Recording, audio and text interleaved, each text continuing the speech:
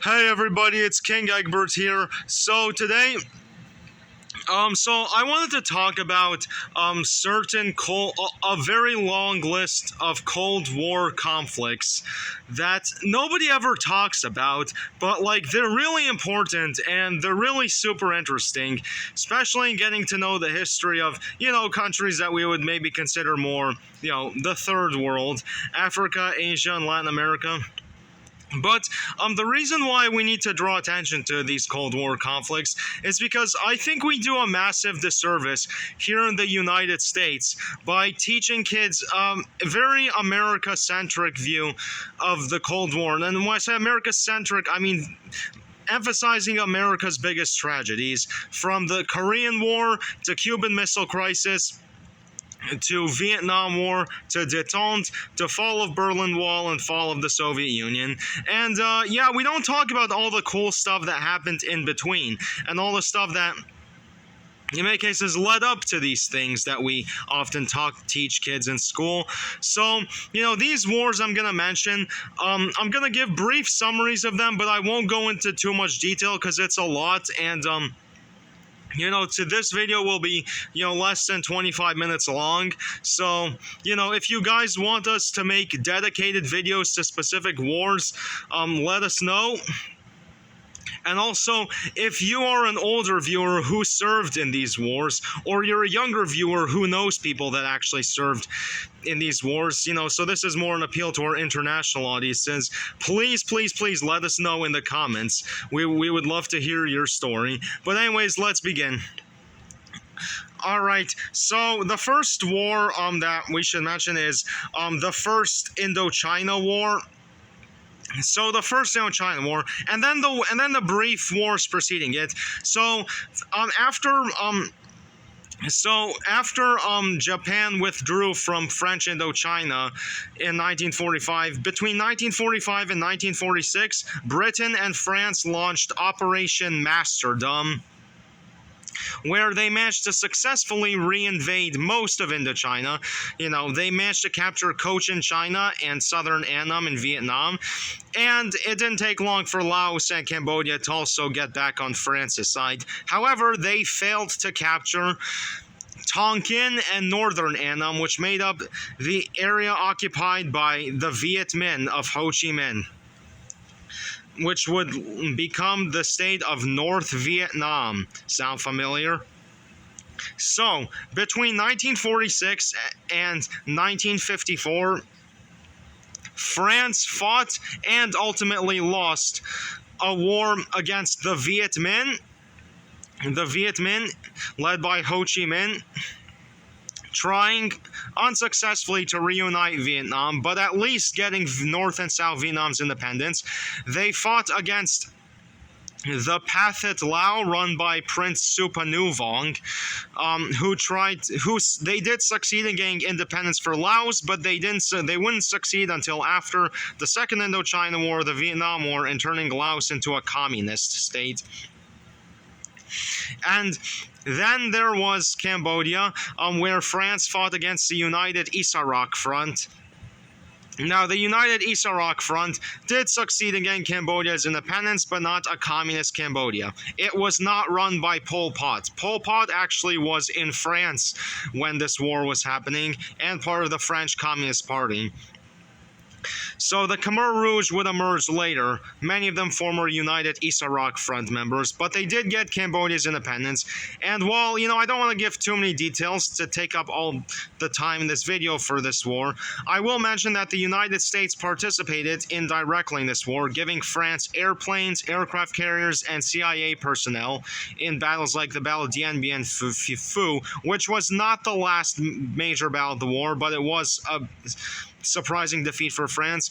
And also, the turning point in this war came in 1950 when Mao Zedong defeated the remnants of the KMT in southern China, which created continuous supply lines for the Viet Minh to be supplied by the Soviet Union and China. Alright, so another war I want to talk about now is the third Indochina War, because the second Indochina War was the Vietnam War, which we talked about extensively in the previous video. But then there's the third Indochina War. This one went from, I believe, 1978 to 1991, although some remnants of spillover from this war continued until 1999. So yeah, in 1978, Vietnam invaded Pol Pot's Cambodia and successfully overthrew him in 1979 and installed a new communist regime called the People's Republic of Cambodia. And the ruling party of that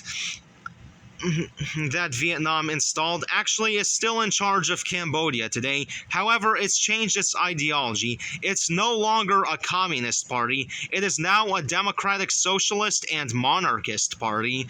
And so the Pol Pot and the Khmer Rouge were pushed into forests near the border with Thailand, where Pol Pot died in 1998, and the last remnants of the Khmer Rouge surrendered finally in 1999. Also during this war in 1979, China tried unsuccessfully to invade Vietnam and failed because Mao Zedong abolished military ranks, which was a bad idea. And this war prompted China to restore military ranks afterward. Alright, so another war I want to talk about is the Algerian War of Independence. So this was fought from 1954 to 1962. And this was France fighting against the National Liberation Front of Algeria. And France lost, because even though France inflicted more casualties and actually recruited more Algerians into the French military than the NLF did, they were called Harkis, and they fled to France after the war. France decided to give independence to Algeria because the war became unsustainable and created a political crisis in France that saw the end of the French Fourth Republic, I think, and its replacement with the French Fifth Republic. Now, the biggest thing, so the NLF largely succeeded because of continuous supply routes from Habib Bourguiba's Tunisia and Morocco, and from Jamal Abdel Nasser's Egypt, and France not getting any support from its fellow NATO allies. The National Liberation Front actually is still in charge, is still the ruling party of Algeria today. However, it now identifies as a democratic socialist party instead of an authoritarian socialist one. Alright. Now, the next war I want to talk about the Portuguese Colonial War. So this was a big war fought in Portugal's colonies. So while the fascist regime in Portugal of Antonio Salazar was collapsing, communist parties and socialist parties in places like Mozambique, Angola, Guinea, even Cape Verde, and the such, they all fought for independence against Portugal, and they succeeded. And Angola and Mozambique became communist parties. I forget the name of Angola's communist party, but I know Mozambique's was called Frelimo, and Portuguese Guinea-Bissau became socialist. And fun fact, the communist parties of Angola and Mozambique are still in charge today, but post-Cold War, they changed their ideology. They now both identify as democratic socialist parties instead of communist parties. And there are a lot of spillover wars that also resulted from the Portuguese Colonial War. So the Portuguese Colonial War, I believe, was from 1961 to 1974 or 1976, I believe. But there were plenty of spillover wars. For example, here's one that really, really fascinates me a lot. The Namibian War of Independence. So the Namibian War of Independence, aka the South African Border War, was fought from 1966 to 1990, and it was fought by Sam Nujoma of SWAPO, Southwest Africa People's Organization, which, by the way, is still in charge of Namibia today. However, post-Cold War, SWAPO no longer identifies as a communist party. It now identifies as a democratic socialist party. But yeah, SWAPO defeated South Africa, apartheid South Africa, And they did so with the help of the Communist Party of Angola, but also, which was run by a guy named Agostinho Neto, and also they got help from Zambia, which was an authoritarian socialist country, which helped out, and they got military advisors and pilots from the Soviet Union and East Germany, and Angola got military advisors and pilots from North Korea. And also, the Namibian War of Independence coincided with the Angolan Civil War, where the Communist Party of Angola fought against Jonas Savimbi's UNITA and Holden Roberto's National Liberation Front of Angola. And in Mozambique, Frelimo fought against an anti-communist insurgency called Renamo, I think. And yeah, and obviously Frelimo got help from Zambia and I think also Tanzania. And we also mentioned our Idi Amin video that, Mozambique and Tanzania helped invaded Uganda and overthrew Idi Amin during this time. But another war was also going on. It was called the Rhodesian Bush War, which was also a spillover war, and it was a war where Robert Mugabe, by the way, Robert Mugabe was named in the Epstein files, which made me lose a lot of respect for him, but Robert Mugabe, leader of ZANU, I think it's called ZANU, defeated the British minority rule government of Southern Rhodesia. And while I don't agree with Robert Mugabe's personal taste all the time, like renaming Salisbury, Southern Rhodesia to Harare, Zimbabwe, I'll admit, pretty impressive campaign. Another war that people don't talk about a lot is they don't talk about the Indonesian War of Independence. The Indonesian War of Independence, where Sukarno defeated the Netherlands, and he was very pro-communist. So eventually the United States helped overthrow him and replaced him with ferociously anti-communist Suharto, who mass murdered the Communist Party of Indonesia, which numbered 3 to 4 million people, and he killed 1 million of them. And then he invaded East Timor and killed a quarter of its population because he claimed they were all communists.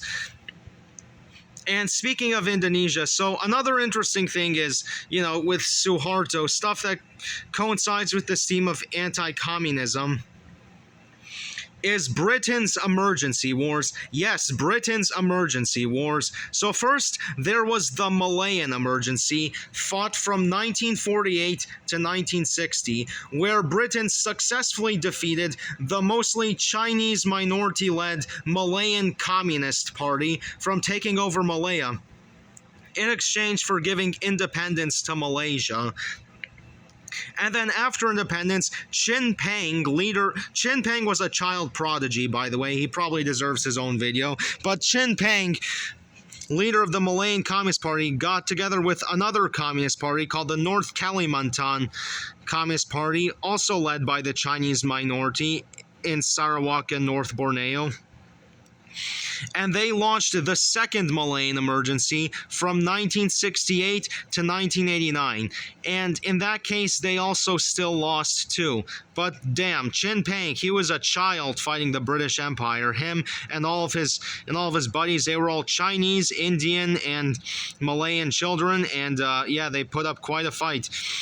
And the second Malayan emergency also coincided with an unsuccessful communist insurgency in the country of Thailand. The communist insurgency in Thailand, which also largely coincided with, especially with the Second Indochina War, and to some extent the Third Indochina War. Then there was the Kenya emergency, where Britain successfully defeated the Mau Mau rebels in Kenya. However, Britain was forced to give independence to Kenya under the leadership of Jomo Kenyatta. Then there was the Cyprus emergency, where Britain and Cyprus's Turkish minority fought against Greek insurgents and lost. However, Britain, I guess, technically got its revenge because in 1974, Turkey invaded northern Cyprus to stop those. Oh yeah, by the way, the Mau Mau rebellion, I think it was from 1952 to 1960, and then the Cyprus emergency, I think, was from 1955 to 1959.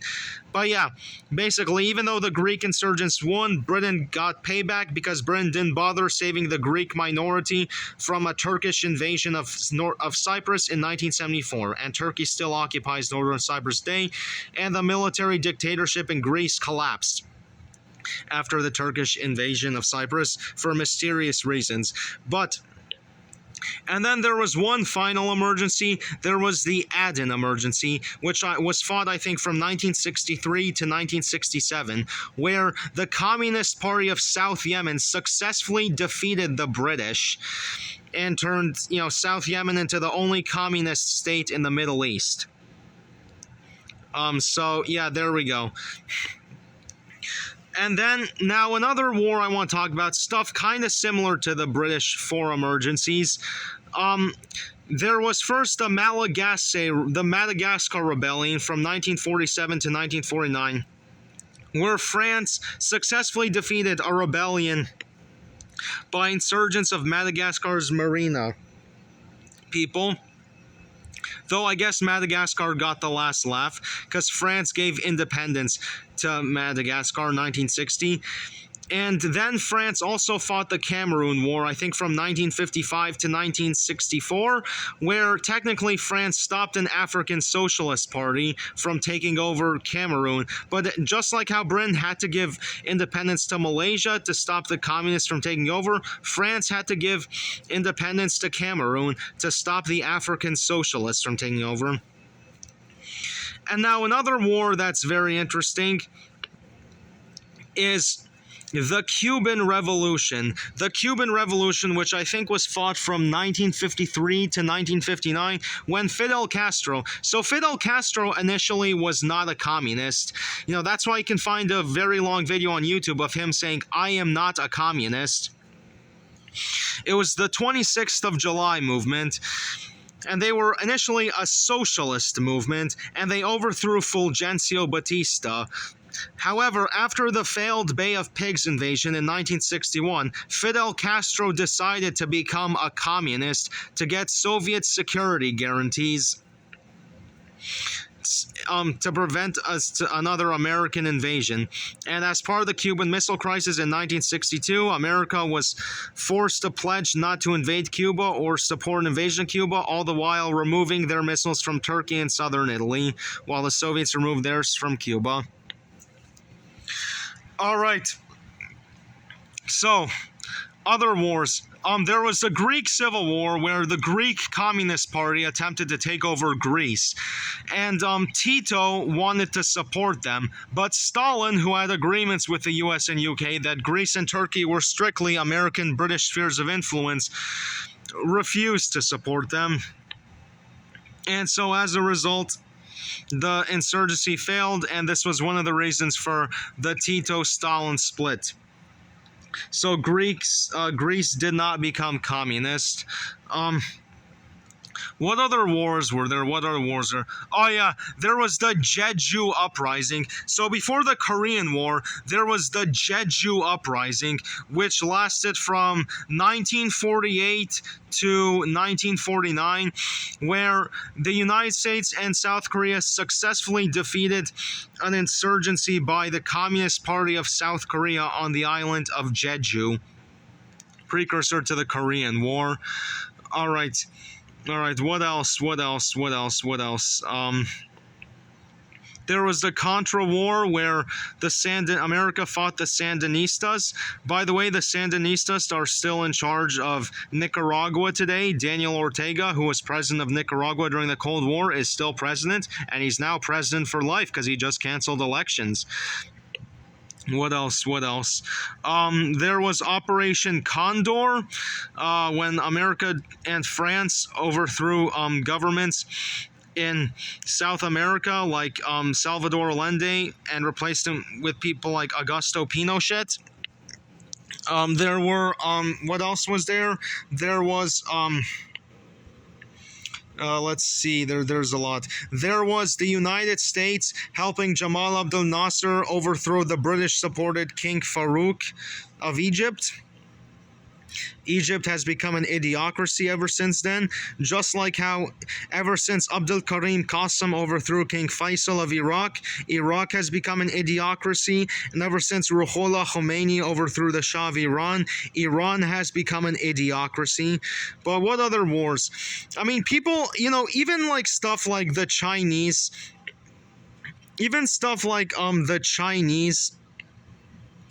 Civil War, it doesn't get a lot of it doesn't get a lot of attention that it deserves, because the Chinese Civil War created the world's second superpower. So in hindsight, it was actually one of the most important wars of all time.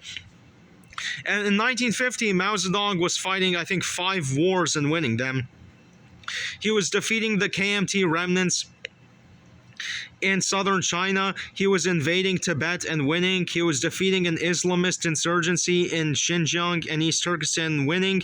He was invading North Korea and winning. And he was continuously supplying the Viet Minh, the First Indochina War, and winning. There was also China fighting KMT remnants in Burma in 1961 and fighting a war with India in 1962.